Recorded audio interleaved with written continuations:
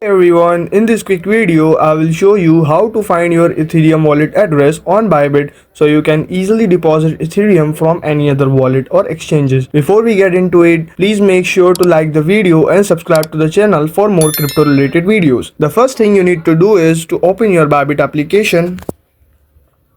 Now, at the bottom right corner, tap on the Assets tab. Now on the Deposit tab, tap on Deposit Crypto button. Search on the search bar Ethereum. Tap on it. Next, you might be asked to choose a network. If you are sending Ethereum from any other exchange, choose the same network. Usually it's ERC20 on the Ethereum chain. Click on ERC20. After that, you will see your Ethereum deposit address along with the QR code. You can either copy the address or scan the QR code using your mobile application.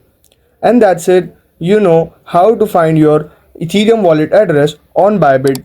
If this found you helpful, make sure to like the video and subscribe to the channel for more crypto related videos.